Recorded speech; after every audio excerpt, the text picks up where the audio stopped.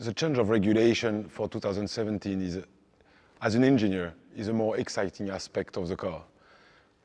Compared to 2016 car, when it's more an evolution of the car, here you have to change everything on the car, review all the procedure you are doing, and try to optimize the car performance on something you don't know.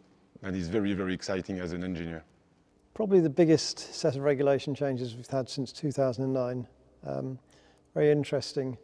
It's less of a change than 2009, certainly from an aerodynamic perspective, in as much as the flow structures are similar, but very different in the detail. This one, it opens up more opportunity. We sought some level of chassis differentiation, and these rules may provide the framework for us to pursue some chassis differentiation if it's to our benefit.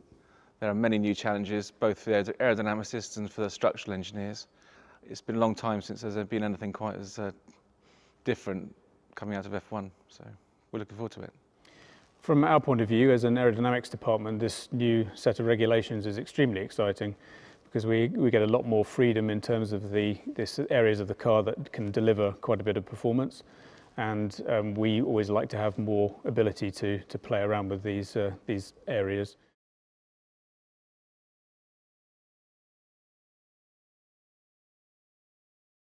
There's a feeling, which I do agree with, that since we went to the narrow track cars back in 1998, then the cars have always looked a bit out of proportion.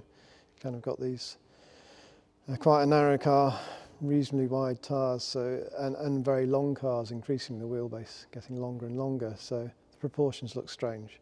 So by going back to a wider track with wider tyres, proportionally they should look better. The whole car does look more aggressive. And I think everybody in the aero department and probably around the rest of the factory have been quite excited by the look of the new cars.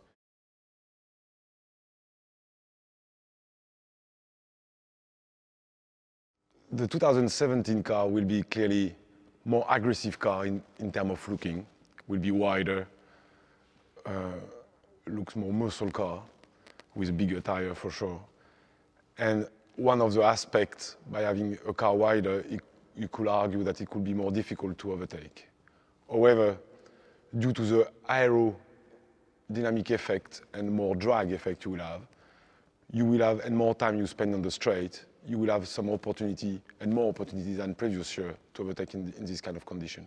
The tyres themselves, if they are more durable, shall we say, than previous generations, then I think it will change the racing.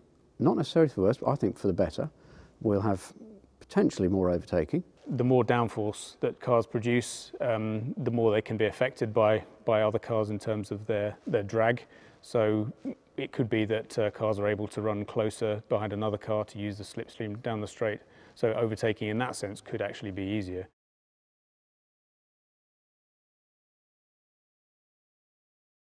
When you have a big regulation change like this, then there's always more ideas than there is time available.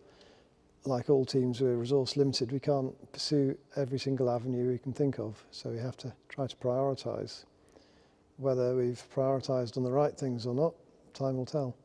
We've been set a fresh sheet of paper to try to work out what we need to do to come up with the fastest car.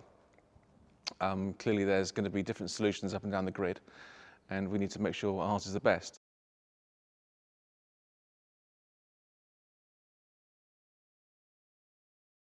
We proved last year, in 2016, that on the chassis side we are able to create something good.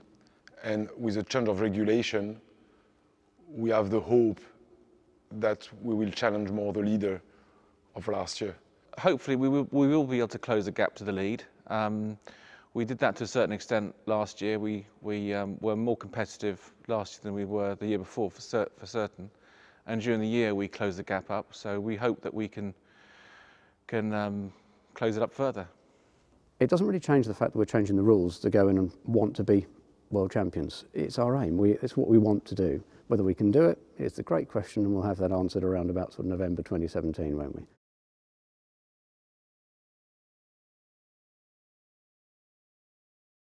Yes, well, I mean, the cars are expected to be between 3 and 5 seconds a lap faster. Most of that gain will come from cornering speeds, where the increased downforce on the car will mean that the car is able to go around the corners quicker. along with that downforcing comes increased drag, so actually speed down the straight will be a bit diminished.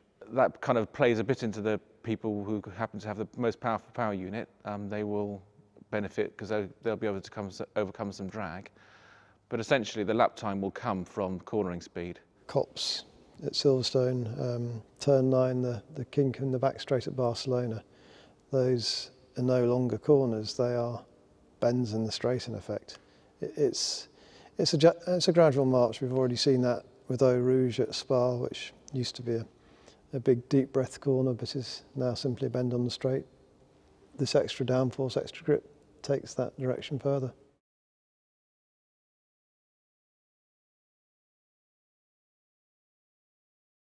The improvements you made from 15 into 16, if you can understand why you've drawn benefit from the changes you've made, then it sets a philosophy and a pathway you can follow into 17. What we learned in the previous season in terms of how to make a quick car or how to operate a car didn't change by the new regulation.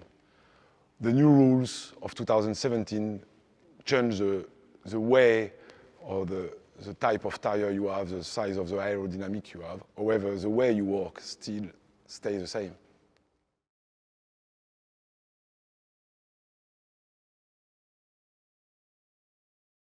Renault have again done good work over the winter, so we anticipate through this year that they will have again closed the gap compared to our two main rivals. From that, we'll see where we are.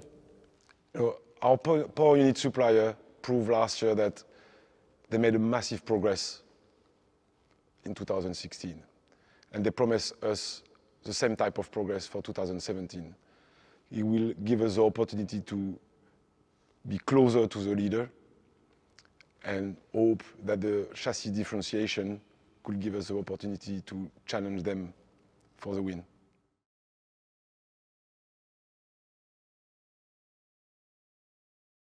The presence of significantly wider tyres has a first order effect on the drag on the car.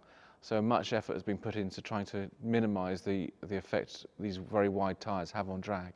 On top of that, the tyre will generate a lot more grip, and it will affect, for sure, the suspension stiffness in terms of deformation is what you can achieve on the car and chassis.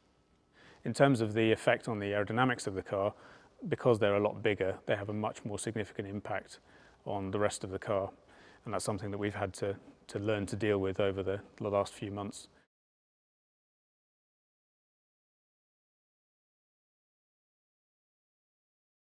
I hope that the car is cohesive. I don't think there's any one particular piece to point at and say, that bit's amazing, or I did that bit, Mum. It's how it all hangs together. It's a very neat package. It's a nice looking car. The new bodywork rules, I think, have improved the aesthetics of the sport. And if you ever get the chance to look under the skin, it's beautifully designed and beautifully made. So any bit of it between the front and rear wing, I think, is fantastic.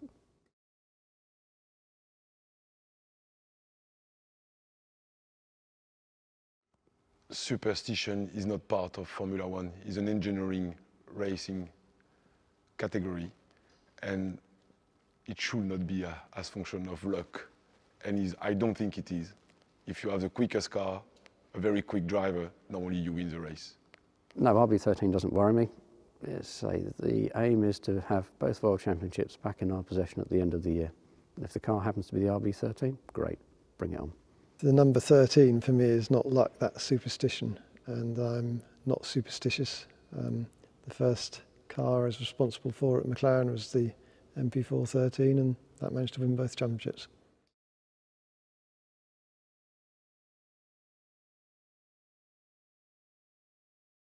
Our driver pairing are one of the best of the grid. Clearly they are young, very, very talented, and they are pushing each other.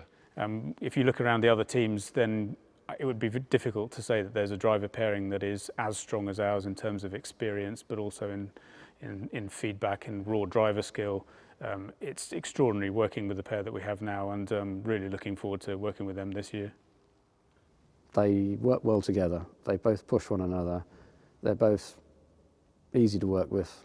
both fun-loving, constructive, good teammates, best in the pit lane.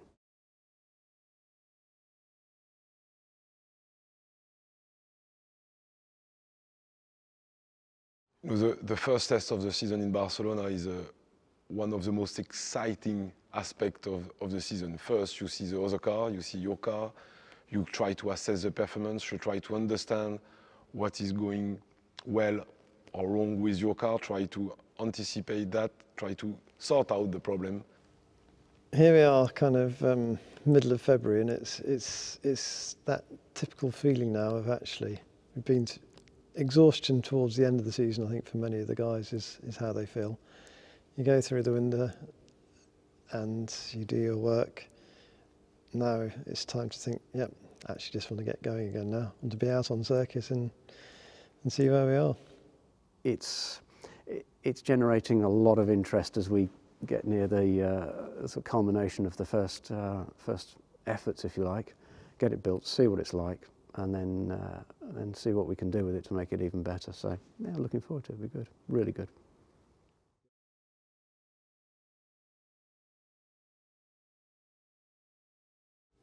I think 2017, it would be nice if there's a bit of a change in order for Formula One, and this is kind of obviously would be selfishly if we can be at the front of that change in order, that would be fabulous. But I think for Formula One, it would be nice to see some good inter-team racing. We want to challenge the leader and fight for the win. Then clearly we want to see if we are at the level, how much we can push to achieve that, and it will be, the win will be the main excitement for me. I think the most exciting thing about the 2017 season is that the aerodynamic regulations have opened up avenues for aerodynamic development again, where in the previous years it plateaued, and hopefully that's given us a bit of a chance to close the gap to the leaders. So I think looking forward to 2017, we have definitely moved into an era where aerodynamics are probably as important as they ever have been. And I certainly believe that we have the best aerodynamics department on the grid. I believe we're able to challenge anybody at that. So I am really looking forward to the challenge of these new regulations and the whole season ahead.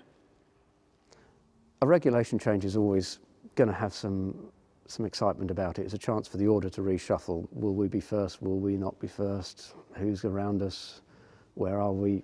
It's a bit self-centered, I grant you, but I'd like to be, holding 2 world championships at the end of the year. That's the biggest thing, is it creates an opportunity by which we can realise that. And now it's all hands to the pumps to try and do that, isn't it?